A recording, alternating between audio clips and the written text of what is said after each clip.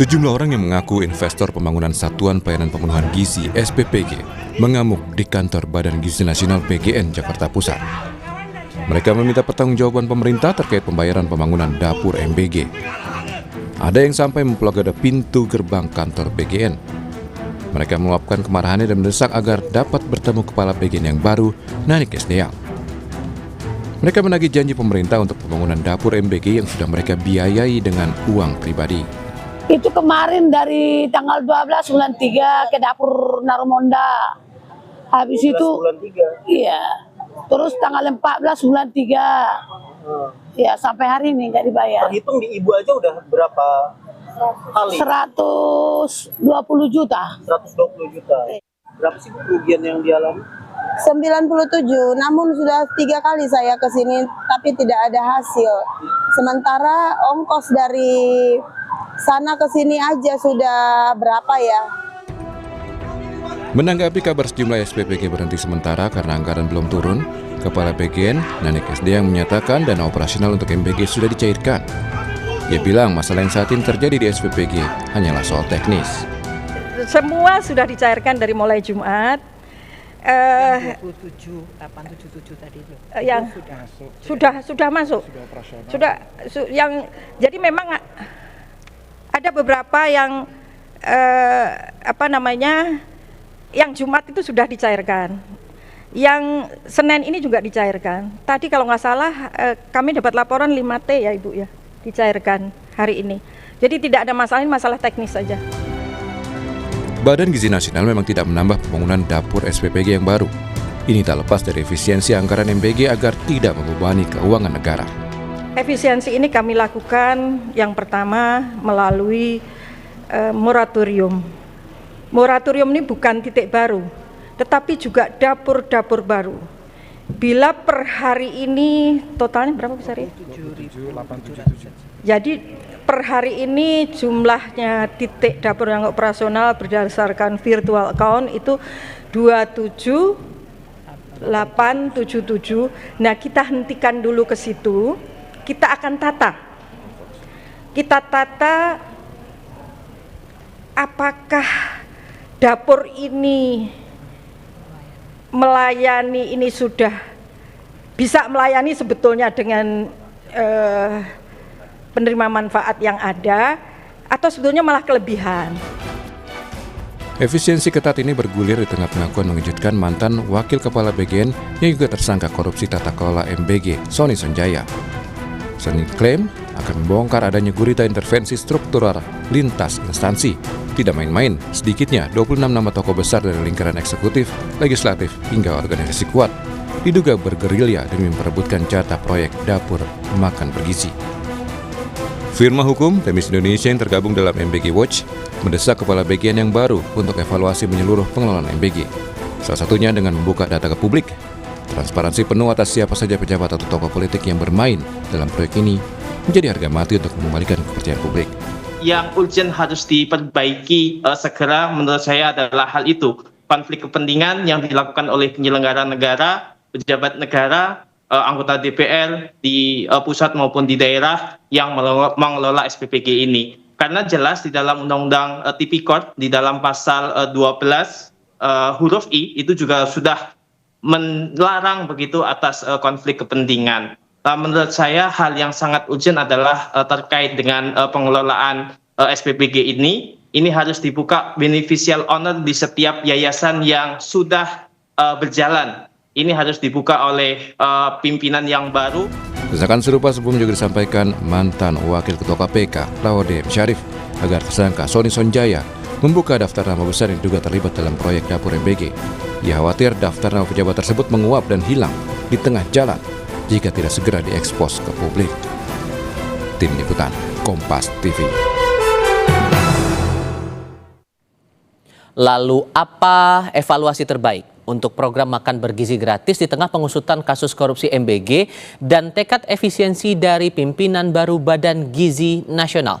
Kami akan diskusikan ini bersama anggota koalisi MBG Watch dari Transparency International Indonesia, Agus Sarwono, dan peneliti Pusat Kajian Anti Korupsi Universitas Gadjah Mada Yogyakarta, Zainur Rahman. Selamat pagi semuanya dengan Tifal di sini. Selamat pagi Bang Halo, selamat Tifal, pagi Mas Mas Tifal. Baik, Agus. terima kasih semua Halo. sudah bergabung dalam diskusi kami kali ini. Kami juga sudah mencoba mengundang perwakilan dari Badan Komunikasi Pemerintah, namun belum bisa bergabung hingga kami mengudara dalam Sapa Indonesia Pagi kali ini. Saya mulai dengan Mas Agus kalau begitu, dengan pernyataan Kepala BGN saat ini, Nani Esdeyang, bahwa moratorium untuk titik dan SPPG baru, kalau saya merujuk lagi dari rilis yang dikeluarkan teman-teman MBG Watch, ini kan setidaknya sudah memenuhi satu dari permintaan teman-teman untuk moratorium sekaligus merombak ulang tata kelola MBG itu tadi. Sudah terjawabkah keinginan itu atau masih ada hal lain di sini? Ya, makasih Mas Tifal. Kami menilai sebetulnya belum ada perubahan sama sekali begitu. Pada akhirnya hanya sebatas omon-omon saja begitu. Moratorium yang dimaksud di sini harusnya itu kan sebetulnya berhenti dulu operasional dapur. Percuma ketika operasional dapur masih berjalan begitu dan efisiensi anggaran tidak akan terjadi. Kami sebetulnya sudah mengingatkan sejak tahun lalu. Teman-teman masyarakat sipil itu sudah mengingatkan sejak program ini berlangsung begitu ya. Bahwa ada persoalan loh dalam tata kelola makan bergizi gratis ini gitu. Regulasinya belum ajak. Yang perlu diingat adalah 10 bulan Badan Gizi Nasional itu bekerja tidak tanpa peraturan presiden dalam pengelolaan program MBG. Bahwa kemudian ada perpres yang tersedia itu ketika di awal program itu baru perpres pendirian badan yang isinya adalah tugas dan fungsi. Tapi secara programnya itu belum ada. Ketika kick off 6 Januari 2025 itu yang tersedia adalah petunjuk teknis begitu. Nah, perpres program ini itu baru lahir setelah 10 bulan programnya berjalan. Ini kan menunjukkan ada persoalan mendasar gitu ya. Dalam konteks belanja gitu. Itu juga sangat besar. Lembaga yang benar-benar baru lahir, Mas. Belum balita nih, belum 5 tahun ini. Diminta mengelola 71 triliun ketika 2025. Sementara sistemnya itu belum kuat. Akuntabilitasnya belum kuat. Transparansinya belum kuat begitu ya. Pengelolaan programnya belum kuat begitu. Pengendalian konflik kepentingannya belum kuat. Jadi ini yang terjadi sebetulnya kan, bahwa kemudian ada pengakuan dari internal BGN yang menunjukkan bahwa oh iya kok di kami juga banyak yang mengelola dapur. Ini kan persoalan. Bagaimana mungkin pengelola program itu kemudian mempunyai dapur? Ini jadi aneh sebetulnya. Yang kami bayangkan ketika itu seharusnya kan perkuat dulu regulasinya. Saya membayangkan begini, Mas. Kalau di RPJMN itu kan target program makan bergizi gratis itu selalu angka. Setiap tahun ada kenaikan jumlah penerima manfaat, jumlah dapur berdiri. Saya membayangkan sebetulnya tahun pertama adalah perkuat regulasinya dulu. Tahun kedua 2026 katakanlah begitu, 2026 ini piloting. Ambil di daerah-daerah terluar gitu ya. Ambil daerah-daerah yang memang rentan miskin gitu ya, dan seterusnya. Sampai nanti di tahun ketiga baru diuji cobakan di beberapa titik yang lain gitu. Ini tentu jauh lebih kuat jika dibandingkan dengan situasi hari ini. Anak yang baru usia 1,5 tahun gitu ya, katakanlah 2 tahun, itu kan belum bisa lari sprint, Mas. Kan kita bisa menganalogikan begitu ya. BGN itu kan baru Perpres BGN itu kan baru 2024 Agustus atau September begitu kalau tidak salah begitu ya. Kemudian diminta untuk lari sprint, yang nggak sanggup.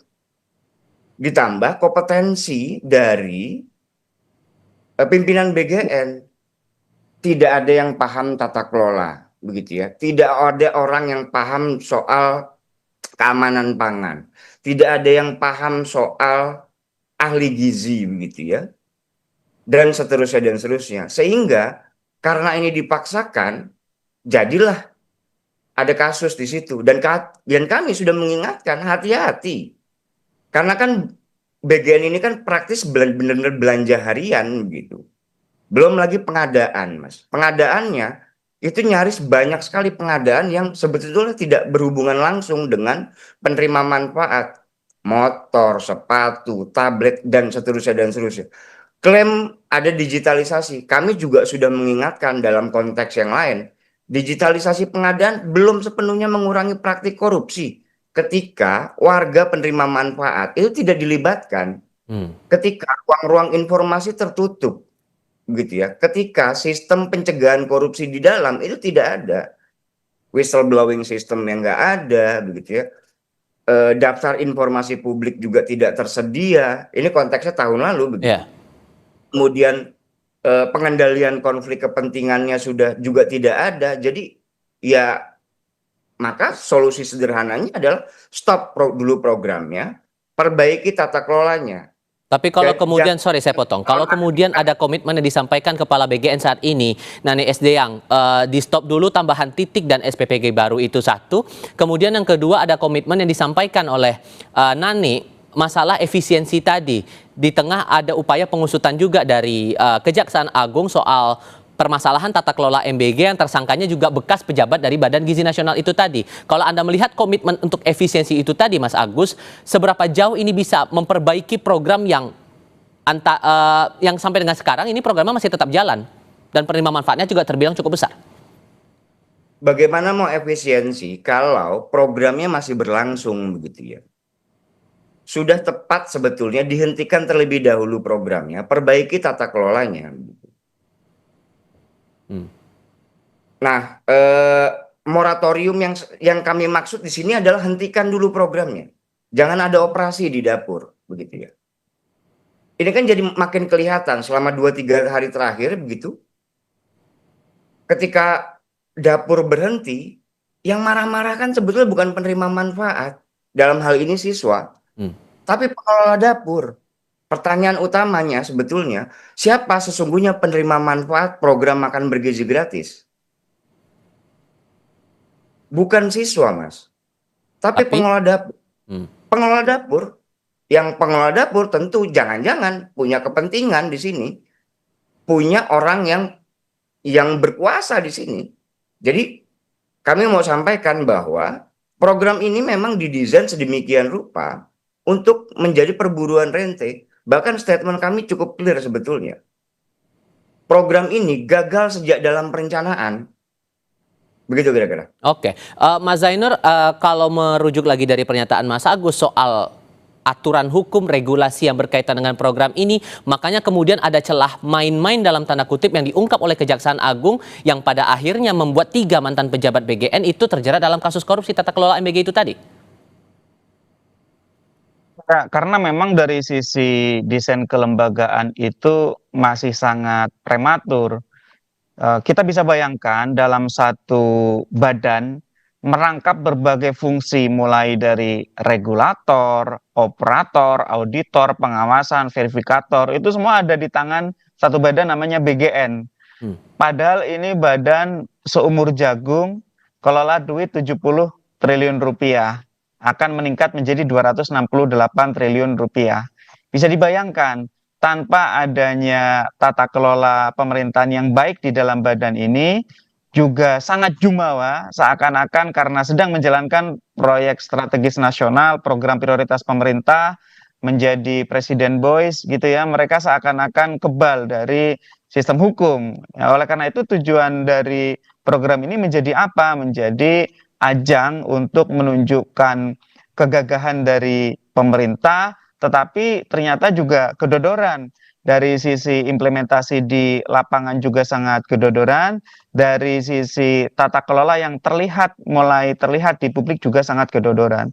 Nah, kalau kita petakan Bang Tifal, sebenarnya titik lemahnya itu mulai dari di level BGN itu sendiri, di mana mereka memainkan titik, diduga untuk diperjualbelikan, mereka juga diduga punya dapur dengan menggunakan nomine atas nama orang lain, yang ternyata sebenarnya penerima manfaatnya adalah mereka sendiri, beneficial ownership-nya, juga mereka kemudian bermain pengadaan barang dan jasa.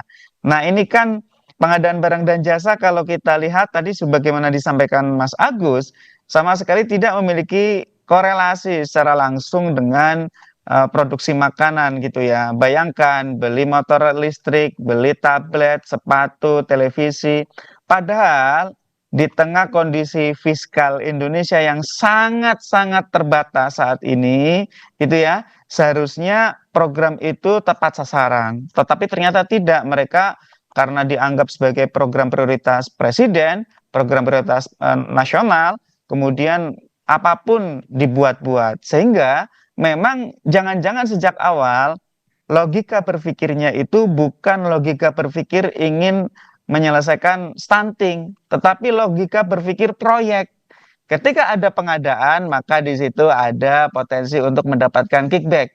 Ketika ada penentuan titik SPPG, di situ ada potensi untuk memperjualbelikan titik dengan memainkan portal di BGN. Sehingga kembali lagi, ini sebenarnya program apa? Ini program untuk siapa gitu ya. Kembali lagi, kalau memang ini adalah program untuk menuntaskan stunting, untuk memperbaiki gizi anak, meningkatkan kemampuan belajar, meningkatkan kehadiran di sekolah, seharusnya Bang Tifal, yang dijadikan sebagai sasaran utama adalah mereka-mereka yang selama ini memiliki problem itu, problem stunting. Siapa mereka? Yaitu anak-anak atau bahkan balita atau bahkan yang berada di dalam kandungan di ekonomi lapisan paling bawah. Tetapi kan tidak. Program MBG ini kan yang dilaksanakan pertama-pertama mulai dari uji coba justru di perkotaan. Artinya memang dari awal program ini nggak nyambung. Sudah programnya nggak nyambung, logikanya adalah logika proyek, badan yang mengelola memainkan berbagai fungsi tanpa ada tata kelola yang baik, ya ujung-ujungnya berujung kepada menyalahgunakan kewenangan, memperjualbelikan berbagai kewenangan yang dimiliki itu untuk ditukar dengan sejumlah uang. Sehingga kalau menurut Anda, sorry Mas, kalau kemudian dengan pimpinan yang baru ada sekarang, belajar dari kasus yang dialami Dadan dan kawan-kawan, 2 orang lainnya itu tadi yang pernah menjabat di Badan Gizi Nasional, memulai mengubah tata kelola MBG ini harus dari mana dulu, Mas Zainur? Menurut Anda, apakah dari aturan hukumnya dulu yang dipertegas seperti saran dari MBG Watch, atau perlu ada badan lain, otoritas lain yang mengawasi MBG itu tadi, atau ada aspek lain secara teknis yang rasanya cukup mengakar dan itu yang harus diawasi lebih dulu? Yang pertama, pemerintah perlu muhasabah, introspeksi diri. Apa tujuan MBG? Itu dulu. Kalau memang tujuannya untuk stunting, maka fokuslah kepada bagaimana intervensi agar stunting ini bisa dikurangi, syukur-syukur dihilangkan. Yang kedua, kalau sudah jelas apa tujuannya, maka desain programnya disesuaikan. Ada banyak ide kan, misalnya difokuskan ke daerah 3T, difokuskan ke slum area, dan misalnya juga school base, ya berbasis sekolah. Maka semua bisa disesuaikan dengan tujuan. Kalau dengan desain universal seperti sekarang, jelaslah dengan beban fiskal yang sangat besar seperti ini, ya Indonesia tidak akan kemana-mana. Kita jalan di tempat dan justru mundur ke belakang gitu ya. Ini dikeluhkan oleh semua pihak gitu ya. Saya lihat dari ekonom, mungkin hanya 1-2 ekonom yang mendukung pemerintah yang masih memberi validasi terhadap program ini. Mayoritas ekonom juga mengkritik program ini karena universal itu tadi. Itu yang pertama.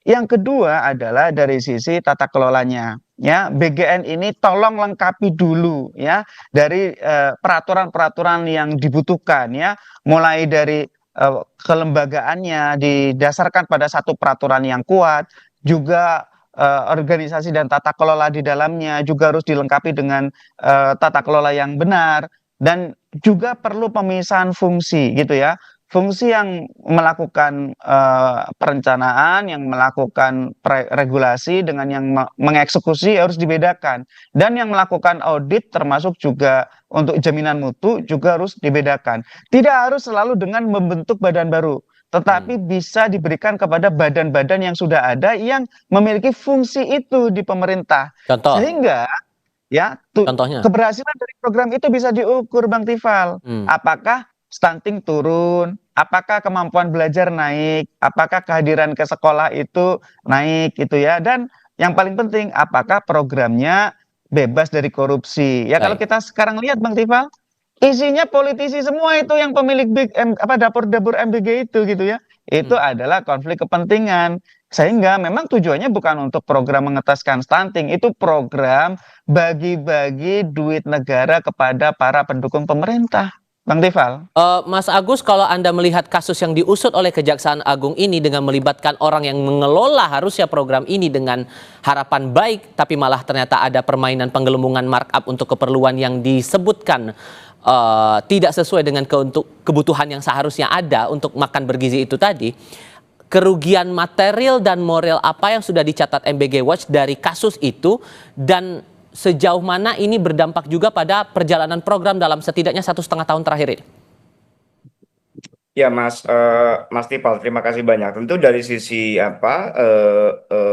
yang pasti itu kan selain ada dugaan kerugian negara itu udah pasti ya Mas Tifal. Artinya Jaksa Agung sedang menghitung. Nah, tapi yang lebih penting sesungguhnya adalah ini kerugian yang dialami langsung oleh oleh masyarakat begitu ya. Yang pertama kan kita kan rutin bayar pajak ya, gitu ya. Dan uang APBN itu kan bersumber paling besar itu memang dari pajak begitu.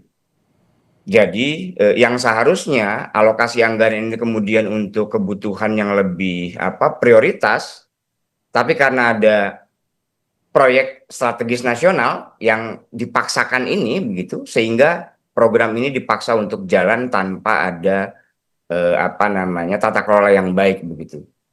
Maka gitu ya, yang rugi adalah warganya sendiri begitu. Satu itu. Kemudian keduanya ada biaya cost yang seharusnya itu bisa dinikmati oleh warga begitu. Dan kan biaya untuk distribusi makan itu nilainya kan lebih sedikit jika dibandingkan dengan pengadaan-pengadaan yang sesungguhnya tidak berdampak langsung. Tadi Mas Dian sudah mention itu sebetulnya. Ada sepatu, ada tablet, ada kaos kaki dan seterusnya. Apa manfaatnya begitu? Kan itu yang jadi pertanyaan besar begitu ya. Yang kedua, tentu dampak lainnya adalah soal legitimasi terhadap program itu sendiri begitu ya. Instrumen yang seharusnya dipakai untuk meningkatkan, klaimnya kan sebelum untuk meningkatkan kualitas sumber daya manusia begitu ya. Penanganan gizi. Kemudian penguatan ekonomi lokal. Tapi kemudian apakah ini terdampak bagi pelaku UMKM di wilayah sekitar SPPG? Kan tidak. Malah yang terjadi adalah tadi Bang Zen sudah mention sebetulnya soal konflik kepentingan. Yayasan yang kemudian terafiliasi dengan partai politik, yayasan yang kemudian terafiliasi dengan anggota DPR RI dan juga DPRD begitu. Yayasan yang kemudian terafiliasi dengan kepala BGN begitu. Yang sesungguhnya moralnya menjadi runtuh begitu. Dan sesungguhnya kan saya sepakat dengan Bang Zen tadi, ini bukan program, ini memang benar-benar proyek begitu ya. Kalau program itu kan ada baseline-nya Mas. Masalahnya di program makan bergizi gratis ini nggak punya baseline. Dan apa dampak yang terlihat, atau bukan dampak, lebih kepada aduan yang diterima oleh teman-teman MBG Watch dari masyarakat soal perjalanan program ini 1,5 tahun yang ternyata kita ketahui ada main-main di sini? Yang paling banyak aduan kami itu soal kualitas makanannya Mas. Gitu ya. Yang paling banyak di kami itu adalah soal kualitas makanannya begitu. Yang sesungguhnya itu kalau dinilai, kalau bayangan kalau hitungan kami itu tidak lebih dari 8.000 satu ompreng itu begitu. Sementara alokasi anggaran yang dialokasikan itu kan 15.000. Oke lah, ada 5.000 yang kemudian dipakai buat operasional dan insentif. Tapi kan ada komponen 10.000 yang dipakai untuk biaya makan gitu ya. Kalau kita asumsikan 8.000, maka kan ada potongan sekitar Rp2.000. Rp2.000 dikalikan berapa? 3.000 paket per hari di tiap-tiap SPPG itu udah nampak besar anggarannya sudah sangat-sangat besar begitu. Jadi tentu yang dirugikan oleh penerima manfaat yang sesungguhnya dia harusnya bisa menikmati kualitas makan yang jauh lebih baik, tapi justru karena ada tadi Mas Dan sampaikan ada ada konflik kepentingan yang kemudian ada perburuan rente di sana sehingga kualitas makanan yang diterima itu sangat sangat buruk begitu. Baik, Mas Zainur, dengan semangat dari jajaran pimpinan BGN yang baru saat ini untuk efisiensi, menahan dulu jangan sampai ada titik dan SPPG baru, sejauh mana kemudian ini bisa memperbaiki keadaan yang ada sekarang kalau dari kacamata teman-teman Pukat UGM sendiri? Ya, beban fiskalnya itu sudah terlalu besar di kondisi sekarang ya. Pemerintah juga kesulitan terhadap pendanaan untuk program-programnya. Mau nggak mau memang MBG ini harus dievaluasi. Menurut saya bukan sekadar moratorium titik baru, titik-titik yang sudah ada juga perlu dievaluasi. Apakah yang pertama, apakah titik-titik yang sudah ada itu hasil beli? Kalau beli itu hanya suap, suap adalah tindak pidana korupsi. Maka kalau terbukti ada yang membeli titik itu harus dicabut, ya harus dihentikan kemitraannya. Yang kedua, apakah titik-titik itu adalah titik-titik yang sesuai dengan tujuan program MBG, yaitu intervensi untuk menurunkan stunting, meningkatkan kualitas sumber daya manusia. Kalau titiknya ada di perkotaan, dia serve untuk sekolah-sekolah yang sebenarnya tidak membutuhkan MBG, ya itu perlu dievaluasi gitu. Jadi menurut saya kembalikan kepada tujuan asal. Kalau tujuan asalnya memang untuk meningkatkan gizi, ya yang paling kurang gizi daerah 3T, daerah slum area, daerah-daerah yang miskin, daerah-daerah yang kekurangan. Itu kemudian perlu. Nah, datanya dari mana? Perlu menggunakan data dari misalnya Kementerian Kesehatan, data dari Kementerian Sosial. Data apa? Data stunting, data kesejahteraan sosial. Itu bisa dimanfaatkan untuk menentukan seharusnya titik itu di mana sih.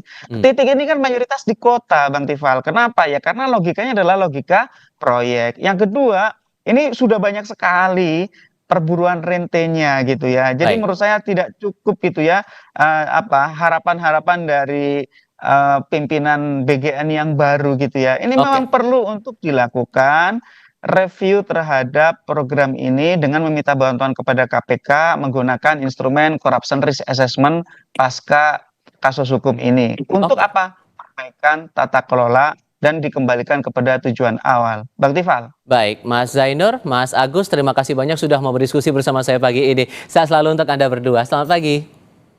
Selamat pagi, Mas. Selamat pagi. Terima kasih.